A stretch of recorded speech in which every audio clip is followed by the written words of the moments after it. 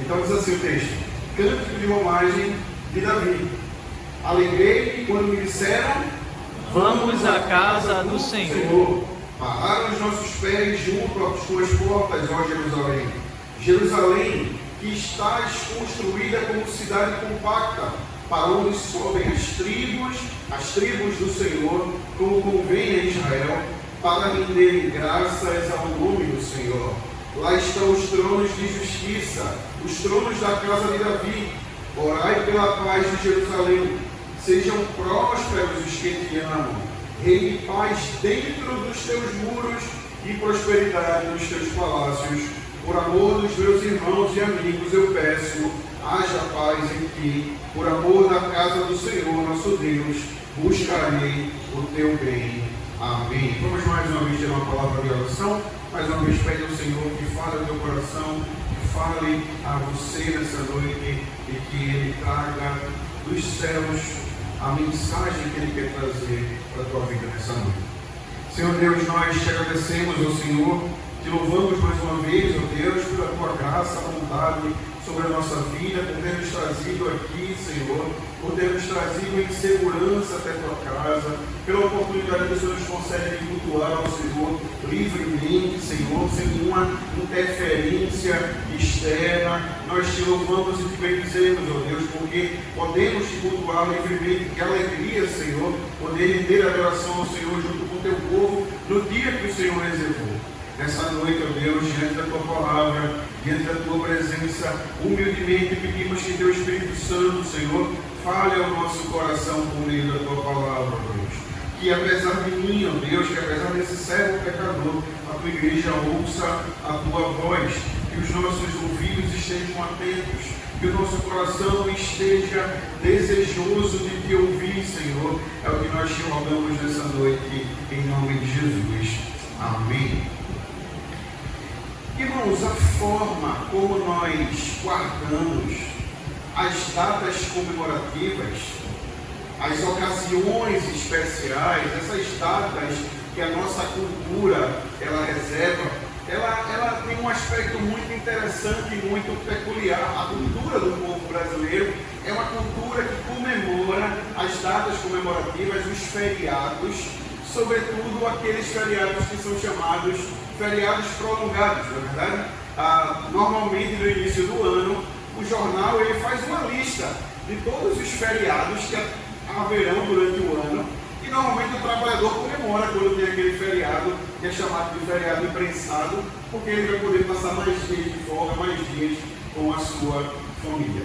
Porém, quando nós, com acesso à internet, como nós temos hoje através do celular, olhamos para os outros países, nós percebemos muitas vezes que as datas comemorativas elas são diferentes das nossas. São datas em dias diferentes, são comemorações diferentes, mas o que há em comum, tanto nos feriados brasileiros quanto nos feriados de outros países, é a comemoração por aquele dia, a alegria em comemorar um dia de descanso em que você vai poder aproveitar, em que você vai poder descansar com sua família, em que você vai poder então não trabalhar naquele dia.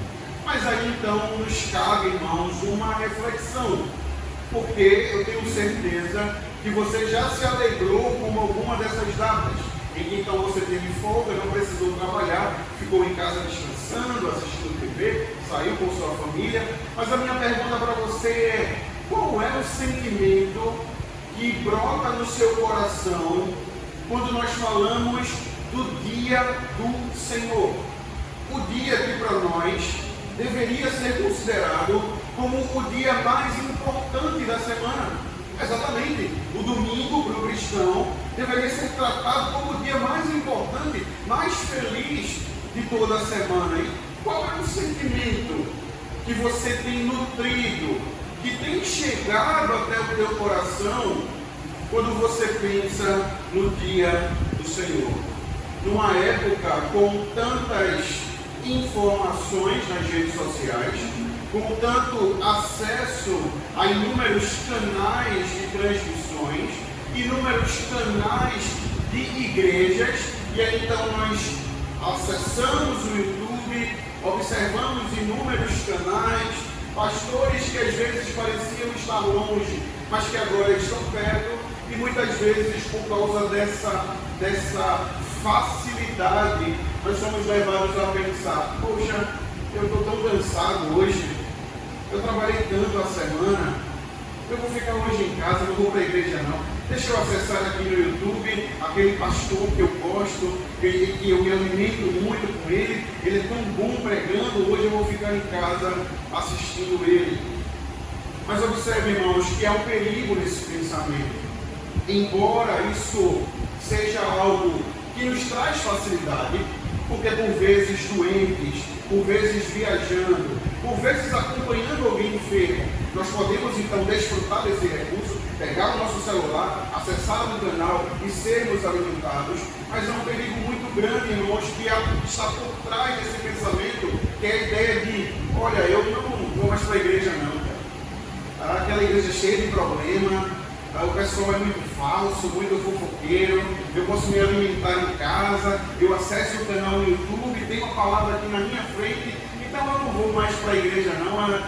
Essa coisa de igreja é coisa do passado, não é mais coisa dos nossos tempos, eu posso ser crente em casa. Olha, que coisa maravilhosa. E aí o salmista está aqui nos mostrando exatamente o contrário desse pensamento. O salmista aqui, durante todo esse salmo, ele vai descrever os sentimentos que ele nutre quando ele lembra do dia do Senhor, quando ele pensa em ir à igreja, em se reunir com o povo de Deus.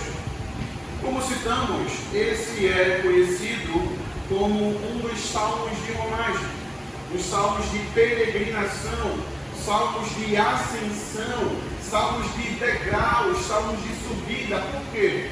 Porque pelo menos uma vez no ano, em uma das 3 grandes festas do povo de Deus estipulado lá na lei mosaica, todo o povo de Israel deveria sair de todas as suas cidades, de toda a parte de Israel, para subir em direção a Jerusalém, para adorar ao Senhor. Isso fazia parte da lei mosaica. Então, em uma das 3 grandes festas, o povo saía de todos os lugares, independente de onde fosse. Vamos então aqui supor que Jerusalém ficasse em Igaraçu. Igaraçu está aproximadamente 18 quilômetros daqui. Então, em uma dessas 3 grandes festas, o povo de todos os lugares ia em direção a Jerusalém para adorar em comunidade, para se unirem em adoração, se juntarem em comunidade para adorar ao Senhor. Como vimos, esse salmo aqui foi escrito por Davi, e embora ele não precisasse fazer esse deslocamento, já que ele morava na capital, ele não precisava se deslocar até Jerusalém, mas ele destaca os sentimentos que haviam no coração dele quando as pessoas estavam chegando de todas as partes de Israel e dizendo para Davi: Davi, vamos à casa do Senhor. E aí então a resposta do salmista é isso que ele descreve nesses versos, e é nisso que nós iremos meditar nessa noite. Quais sentimentos nós devemos nutrir pelo culto ao Senhor? Quais os sentimentos que devem haver em nosso coração quando chega o dia do Senhor, quando chega então o domingo em que nós então somos convocados, não apenas por nossos irmãos, mas somos convocados pelo próprio Deus para nos reunirmos na casa dele? O primeiro sentimento, claro, não poderia ser outro, que é o sentimento de alegria. Olhe comigo novamente, por favor, para o verso 1. O texto começa dizendo assim. Como é que ele começa dizendo? Alegrei-me quando me disseram: vamos à casa do Senhor. Rapaz, parece que não está havendo muita alegria aqui não, hein? Até o microfone falhando. Vamos de novo? Alegrei-me quando me disseram: vamos à casa do Senhor. Alegria. Esse é o primeiro sentimento do salmista. Observe, irmãos, Davi, diante daquela multidão chegando a Jerusalém, todo mundo ansioso para chegar à casa do Senhor, certamente cansados, depois de um longo período de caminhada, eles estão chegando alegres, cantando essas canções, e então o salmista diz: alguém me chamou, parece que está havendo um diálogo com Davi. A impressão que nós temos é que alguém justamente passou por ele e disse: Davi, é o dia do Senhor, o dia da festa do Senhor, vamos então para o templo para adorá-lo. E Davi então responde: eu me alegrei quando me disseram, vamos à casa do Senhor. Observe, irmãos, que por vezes esse é um sentimento que não está nos nossos rostos, quando nós chegamos à igreja. Aqui de cima a gente tem essa visão que às vezes os irmãos sentados não têm, e que os irmãos parecem que no louvor estão alegre, quando me disseram, parece que está já cansado, não caminhou às vezes nem 1 quilômetro direito, subiu apenas a rampa aqui, e o irmão já chega triste, abatido, exausto, cansado, talvez por causa da sobrecarga da vida, talvez por causa das dificuldades que foram enfrentadas para chegar aqui, talvez por causa dos problemas de trabalho, de família, que naturalmente nos afetam. Mas percebam, irmãos, que Davi está diante de uma multidão chegando a Jerusalém, que caminhou 5, 10, 15 quilômetros para chegar a Jerusalém, e eles chegam todos cantando essas canções. Esses salmos, do Salmo 120 até o 134, são esses salmos que eles cantavam até chegar no templo. Salmos que refletiam as lutas deles, salmos que refletiam suas dificuldades, suas incertezas, seus medos. Mas observe que para Davi ter respondido com alegria, e certamente quem o convidou, também o convidou com alegria. Por isso que esse é um sentimento que não pode nos faltar, irmãos. Sabe por quê? Imagine o povo aqui peregrinando. Aí isso a gente vê em alguns salmos, que o povo sempre era lembrado do cativeiro do Egito. Sabe por quê? Porque quando eles lembravam do cativeiro, eles lembravam da salvação que o Senhor lhes concedeu. Eles lembravam da libertação que o Senhor nos concedeu. Então, por vezes, eles cantam acerca dessa libertação. Eles cantam de quando eles saíram do Egito. E quando você recebe um presente, a minha pergunta para você estava querendo muito um presente? Você estava querendo algo que estava faltando na sua casa? Quando você recebe esse presente, a minha pergunta para você é: você recebe com alegria ou com tristeza? Com alegria. De repente sua geladeira quebra, e aí seu irmão, seu parente, seu filho, longe, diz assim: pai, mãe, eu estava passando aqui, vi uma geladeira tão bonita, comprei para a senhora. E aí você recebe: meu filho, obrigado. Ou você comemora: ô glória! Com alegria, irmão. Agora, aonde eu quero chegar com isso? Qual foi o maior presente que eu e você recebemos? A salvação em Cristo Jesus. Estávamos mortos. A linguagem que Paulo usa em Efésios é de um defunto. Estávamos mortos em nossos delitos e pecados, e Ele vos deu vida. Irmãos, nós fomos ressuscitados com Cristo, literalmente retirados do túmulo, e ganhamos vida em abundância, sem termos feito nada, sendo pecadores, sendo miseráveis, sendo muitas vezes desordeiros, e por graça e misericórdia o Senhor alcança o nosso coração, nos resgata do império das trevas e nos dá vida. E qual é o sentimento que deve haver no nosso coração, irmãos, senão de alegria? A alegria da salvação, a alegria de ter sido resgatado, a alegria de ter sido regenerado, a alegria de agora não mais ser inimigo de Deus, mas ser filho de Deus. É essa a alegria do salmista. É essa a alegria do salmista. A gente sabe a história de Davi, sabe quantas lutas ele enfrentou, sabe quantas dificuldades, às vezes que ele fugiu, que às vezes que ele se escondeu, às vezes que seu próprio filho tentou lhe matar. Mas no momento de ir à casa do Senhor, Davi então parece que sabe que é muito mais importante adorar a Deus do que todos os nossos problemas que ficaram em casa. Amém. É muito mais importante, é o sentimento que há no coração do salmista.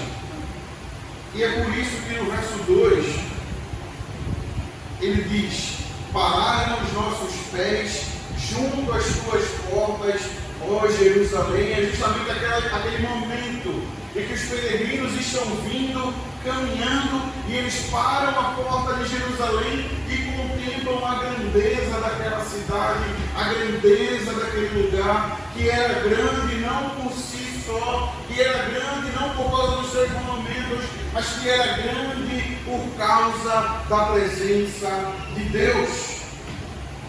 E aí então alguns vão pensar: ah, pastor, mas congregar, ir à igreja, é coisa do Antigo Testamento, é coisa do passado. Estamos agora no tempo moderno, a gente tem agora a igreja no nosso celular. Aí quando a gente chega em Atos 2, 42, Novo Testamento, após a vinda de Cristo, após a sua ascensão, observe que Atos 2, 42, até o final, o verso 47, vamos apenas do verso 46. 46 e 47. Olha o que é dito nos versos 46 e 47. Diariamente eles perseveravam unânimes onde? No templo. No templo. Diariamente perseveravam no templo. Partiam o pão de casa em casa, tomavam as suas refeições com alegria. Tomavam suas refeições com o quê? Com alegria. Com alegria e não com tristeza e singeleza do coração. Olha o que acontecia no verso 47, quando a igreja fazia isso. Louvando a Deus, contando com a simpatia de todo o povo. Enquanto isso, você pode ler comigo? Acrescentava-lhes o Senhor dia a dia os que iam sendo salvos. Amém. À medida que a igreja se reunia no templo, à medida que a igreja se reunia na casa, à medida que a igreja nutria a alegria da presença de Deus com os irmãos, eles contavam com a simpatia do povo e Deus ia salvando diariamente as pessoas. Isso deve produzir o que, irmãos? Tristeza? De jeito nenhum. Isso precisa produzir no nosso coração alegria.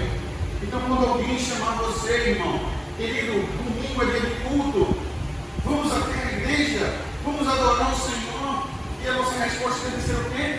Alegrei-me quando me disseram: vamos à casa do Senhor. E quando chegar na casa do Senhor, nós precisamos cantar com alegria, ler com vontade as Escrituras, orar pensando no Senhor e nos concentrar para a pregação do Evangelho. Irmãos, esse problema é muito real nos nossos dias.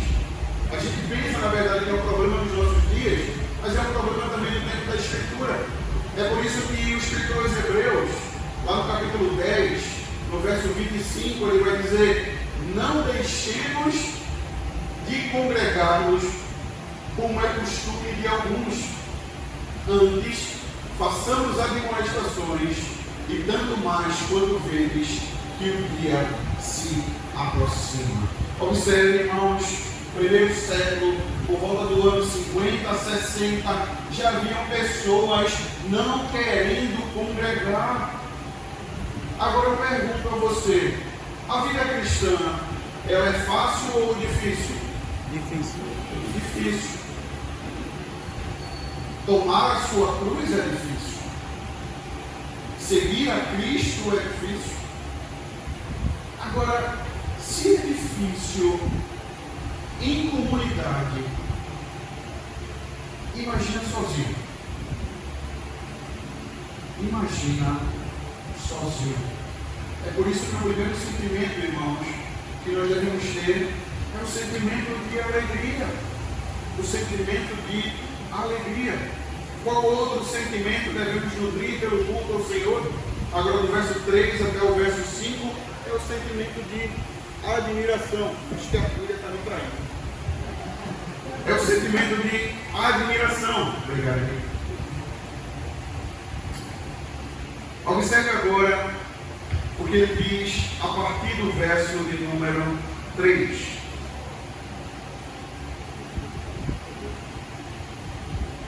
Jerusalém, que estás construída como cidade compacta, para onde sobem as tribos do Senhor, como convém a Israel, para renderem graças ao Senhor.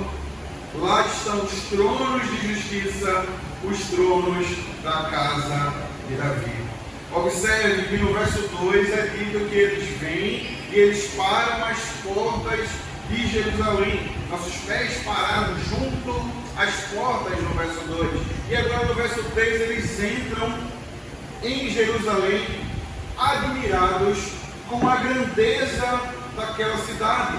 Eles vinham das partes mais remotas de Israel. E a cidade de Jerusalém ela ficava num plano mais alto. Então, quando eles começavam a chegar perto, mesmo relativamente longe, eles já começavam a contemplar a grandeza daquela cidade, os seus muros, o portão, a guarda armada, tudo aquilo que estava ali às portas de Jerusalém. Jerusalém, naquele momento, era um símbolo da unidade da nação. Quando todas as tribos do Senhor subiam para lá nessas ocasiões festivas, era o lugar que o Senhor escolheu para a sua habitação. Irmãos, a gente sabe, o Novo Testamento nos apresenta que o Senhor hoje não habita mais em templos feitos por mãos humanas. Um dos textos que nós lemos aqui na liturgia, no momento confessional, onde nós vemos ali quem é Deus, um dos textos que falam sobre quem é Deus é João 4:24, que diz que Deus é Espírito e importa que seus adoradores o adorem em Espírito e em verdade. Isso nos lembra exatamente que Deus ele já não habita mais em templos feitos por mãos humanas. Mas aqui, nesse local, está reunido quem? O povo de Deus. E onde estiverem 2 ou 3 reunidos em meu nome, ali eu estou no meio deles. Ou seja, esse é o local em que a presença do Senhor está. E se é a presença do Senhor, nós precisamos chegar aqui claros, admirados com a presença de Deus. Mas não apenas admirados com a presença de Deus, porque aqui ele está citando diretamente a cidade de Jerusalém, no verso 3, quando ele diz Jerusalém, que está construída como cidade compacta. É justamente a ideia da construção da cidade. A maneira como a cidade era perfeitamente organizada, como de fato a cidade funcionava administrativamente, digamos assim. Eu sei que ter a ideia de uma cidade bem organizada foge um pouco da nossa compreensão, já que quando a gente dobra a esquina tem um buraco, quando a gente passa o quebra-mola tem mais 10 e a gente vai assim, isso em todo o paulista. Talvez essa ideia de cidade compacta fuja um pouco da nossa compreensão, mas a ideia do salmista é a maneira como a cidade estava organizada, como o governo funcionava, como todos os serviços estavam ali funcionando em comum. Por isso que no verso 5 ele vai citar a respeito dos tronos de justiça, os tronos da casa de Davi, porque a cidade também tinha o seu sistema legislativo, onde era feito o julgamento das causas, onde o julgamento era realizado com justiça. Então a admiração que o salmista demonstra é na cidade como um todo. Primeiro pela presença de Deus representado naquele lugar, mas a maneira como aquele lugar funcionava. Observe, irmãos, onde eu quero chegar com isso é que às vezes nós não levamos em consideração tudo que foi feito aqui para esse culto acontecer hoje. Irmãos organizaram as cadeiras, irmãos organizaram o som, o irmão na recepção recebendo você entregando o boletim que precisou ser impresso, Alguém precisou produzir, a irmã organizando as projeções para que a gente possa acompanhar. Há toda uma estrutura funcionando. E sabe o que a gente percebe às vezes quando a gente chega? Rapaz, aquela cadeira está fora do lugar.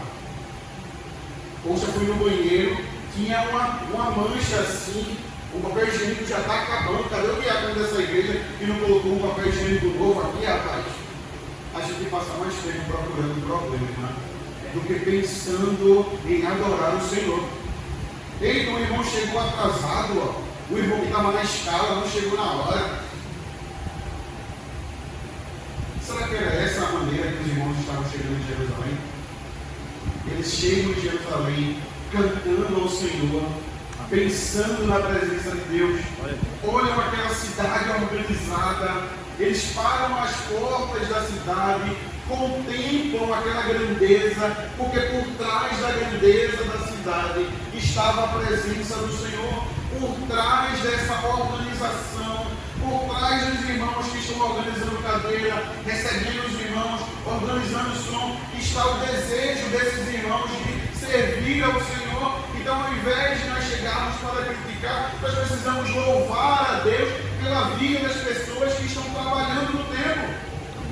Por vezes nós nos esquecemos disso. Alguém precisou colocar a cadeira para você sentar, alguém precisou colocar água no bebedouro para você beber, alguém precisou organizar tudo para que você chegasse e pudesse sentar e pudesse adorar ao Senhor. Mas às vezes nós chegamos, irmãos, não chegamos com alegria, como no verso 1. Às vezes chegamos com tanta preocupação que não pensamos que é o dia do Senhor, que é o momento de adorar o Senhor. E quando nós fazemos isso, nós perdemos esse feeling, esse sentimento, essa observância de saber que nós estamos na casa de Deus e esse é o lugar de adorar ao Senhor. Por vezes nos esquecemos disso.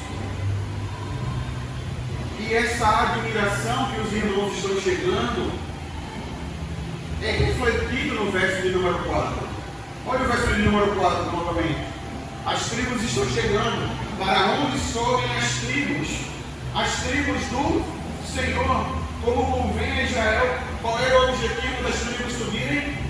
Renderem graças ao nome do Senhor. Algumas traduções vão colocar para louvarem a grandeza de Deus, para louvarem o Senhor, porque era esse o objetivo daqueles irmãos.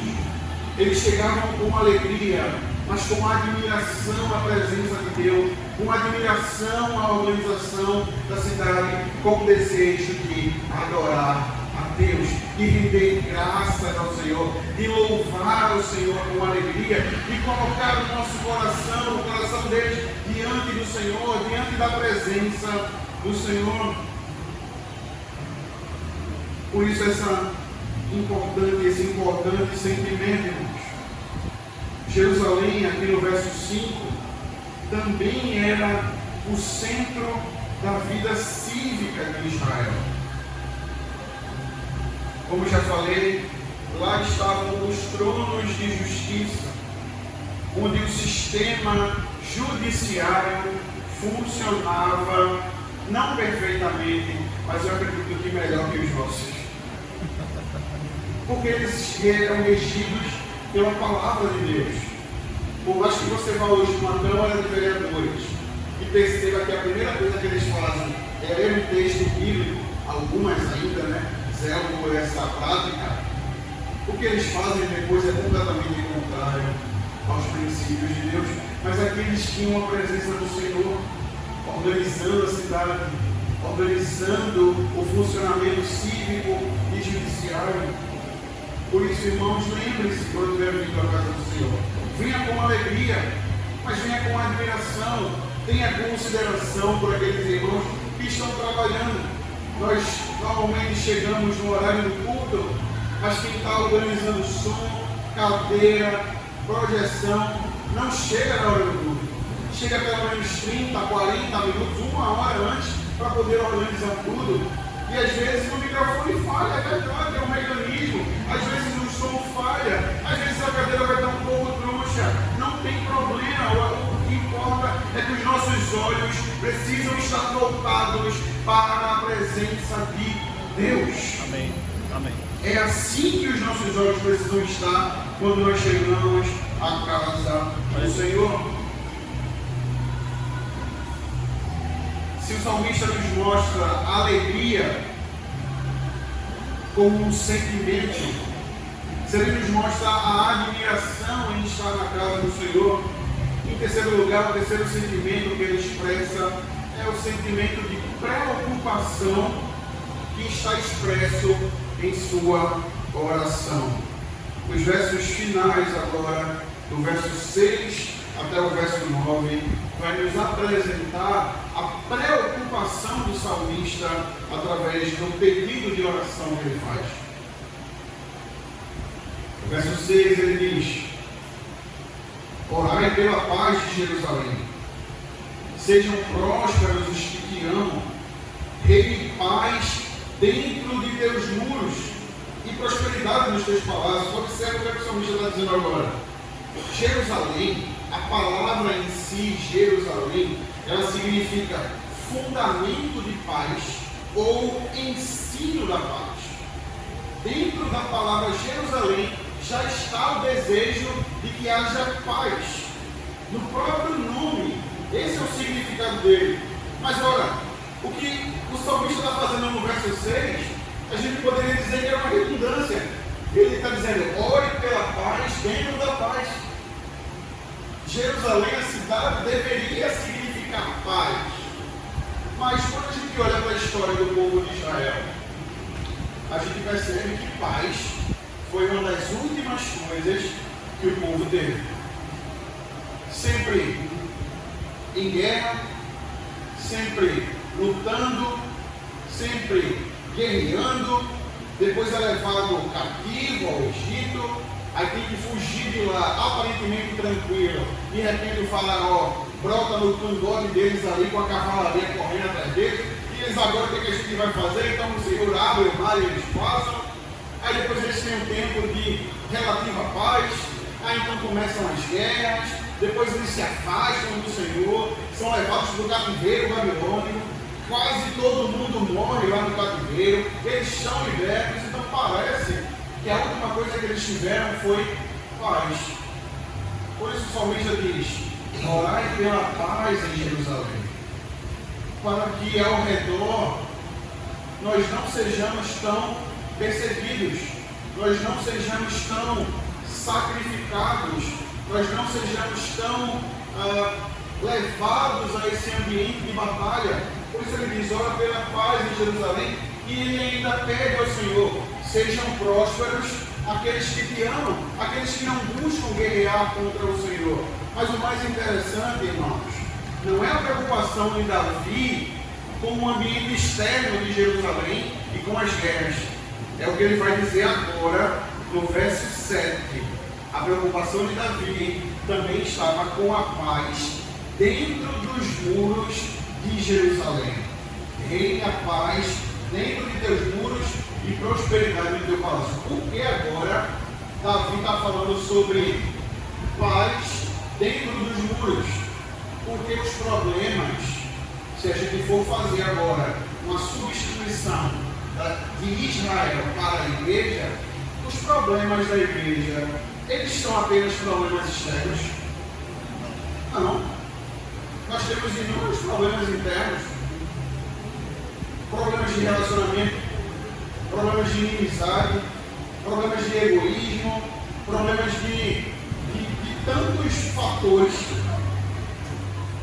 Irmãos que às vezes não falam com irmãos, que ficam bicudos com outros irmãos, irmãos que só servem na igreja quando é o pastor que pede, quando é o pastor que pede, o irmão corre para fazer, quando outra pessoa pede, o irmão: olha, não dá, não sei, não quero, não vou, não posso, não sei.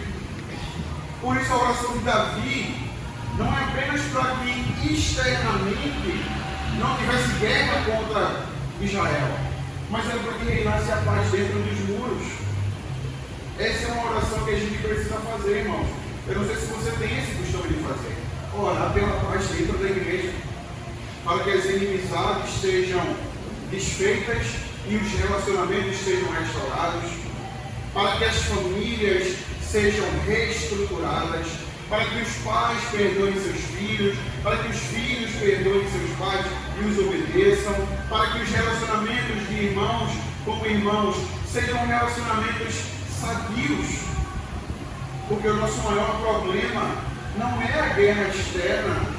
Sabe por que não é a guerra externa? Eu sei que às vezes a gente se preocupa com essas guerras, quando a gente olha os irmãos falando sobre perseguição em outros países, e às vezes a gente pensa, poxa, será que isso vai chegar aqui no Brasil? Será que a gente vai ser perseguido desse nível? Mas sabe por que a nossa preocupação não deve ser maior uma perseguição externa? Porque quem persegue o povo de Deus, persegue o próprio Deus. E quem persegue o próprio Deus, vai se ver com o próprio Deus. Hoje nós estamos estudando na igreja o livro de Apocalipse, e quando chega o capítulo 6 de Apocalipse, na abertura dos famosos selos de Apocalipse, lá do livro, o quinto selo mostra, no capítulo 6, as almas dos mártires clamando ao Senhor por justiça. E eles dizem, Senhor, até quando nós seremos perseguidos, seremos mortos, o Senhor não vai tomar providência? Aí no sexto selo, o Senhor manda justamente a catástrofe, a destruição para os ricos, os poderosos, aqueles que perseguiram a igreja. Era uma maneira de Jesus dizer por meio de João, tem calma, povo, a paga dos que perseguem a igreja vai chegar. O tempo deles vai chegar e eles vão se ver com o próprio Senhor. Mas quando tem problemas dentro da igreja, irmãos, somos eu e você que precisamos resolver. Quando tem problema de relacionamento, quando tem problema de chateação, quando tem problema de bico empinado do lado, o irmão pisou no meu carro, o irmão fez o que eu pedi, isso, aquilo, somos eu e você que precisamos orar pela paz dentro dos nossos muros. Mas não apenas orar, é agir também. É o que algumas pessoas falam da oração, né? Orar mais ação. Você ora e age. Porque sou eu que preciso pedir perdão se eu machuquei alguém.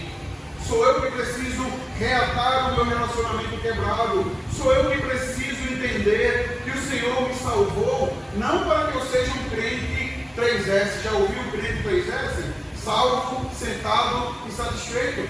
O Senhor me salvou para que eu sirva, para que eu coloque minha vida diante dele, para que eu sirva a igreja do Senhor, para que eu carregue caixa, para que eu pinte muro, para que eu ajude em algo. Foi para isso que o Senhor nos salvou, para pregar o seu evangelho, que por vezes, irmãos, nós deixamos de fazer isso por preferências pessoais. Se for aquele irmão que pedir, eu faço. Mas se for fulano, não quero ver ninguém pintar de ouro. Não quero nem ver a cara daquele irmão. A oração do salmista é uma oração de preocupação. Ele está dizendo que dê-me a paz dentro de teus muros e prosperidade nos teus palácios. E aí, irmãos, esse apelo de Davi, ele continua no verso 8. Olha o verso 8. Por amor dos meus irmãos e amigos. Davi está fazendo aqui um apelo, uma súplica. É como se Davi estivesse dizendo, pelo amor de Deus, que haja paz em Israel, que haja paz nos nossos muros, que haja paz na nossa igreja. Irmãos, quando temos um sentimento de alegria, de admiração pelo Senhor, pela casa do Senhor, pelo serviço ao Senhor, naturalmente nós passaremos a orar pela paz dentro da nossa igreja, pela paz dentro da nossa família, pela paz dentro dos nossos muros. E aí então ele conclui no verso 9, por amor da casa do Senhor nosso Deus, eu buscarei o teu bem. Olha o que ele conclui dizendo, ele vem orando pela paz, ele vem orando pela paz ao redor de Jerusalém, vem orando pela paz dentro de Jerusalém, mas ele diz no final que ele vai buscar o teu bem. É a maneira do salmista dizer, do que depender de mim, eu terei paz com todos os homens.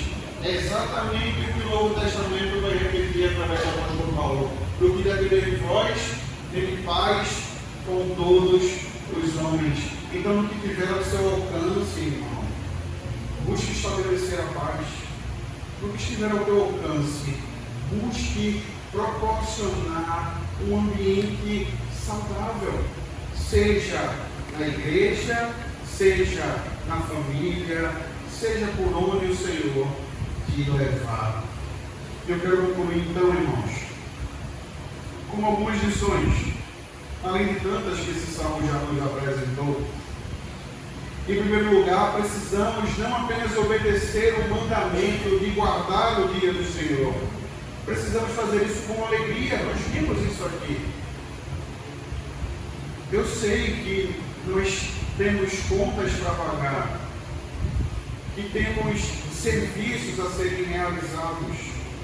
Amanhã, segunda-feira, nossa rotina volta um pouco mais pesada, precisamos trabalhar, acordar cedo, precisamos cuidar das pessoas, precisamos cuidar da nossa família, temos inúmeros afazeres, inúmeras atividades, mas não deixe que estes problemas e essas dificuldades roubem a alegria do teu coração quando chegar o dia do Senhor.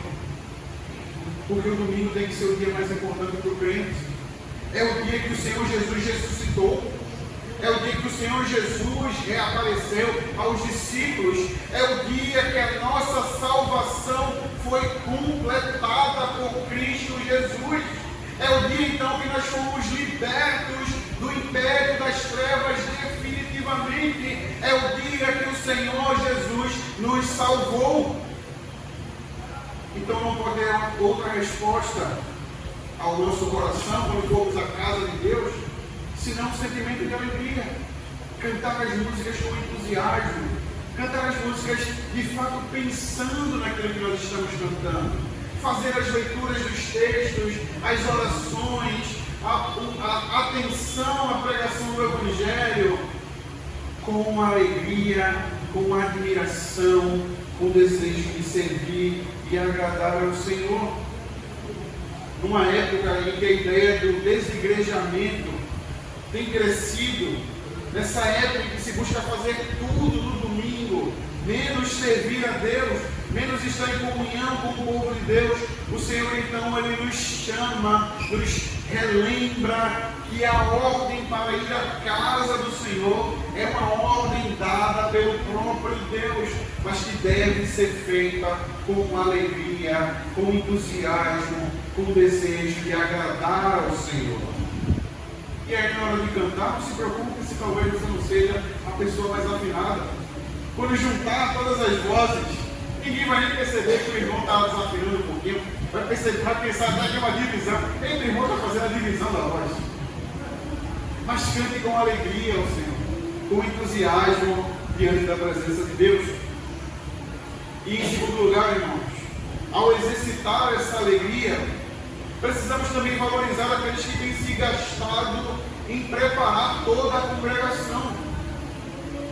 Lembre-se, pessoas organizaram todo esse tempo para que você chegasse aqui nessa noite, pudesse cultuar ao Senhor, pudesse então beber uma água quando tivesse sede, pudesse ter acesso ao lanchezinho tão bom, rapaz, quando a gente tem aquele lanche comunitário aqui. Pessoas estiveram envolvidas nessa organização. Então, quando vier à igreja, não fique pensando na cadeira que está milimetricamente troncha, no banheiro que talvez alguém não trocou o papel higiênico, mas pense em que pessoas estiveram trabalhando aqui para receber você, para que você se sentisse no ambiente o mais confortável possível.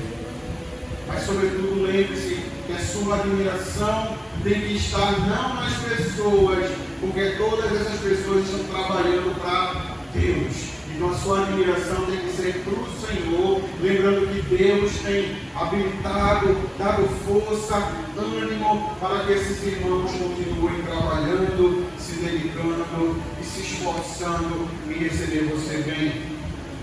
E a terceira lição, irmãos, não poderia ser outra.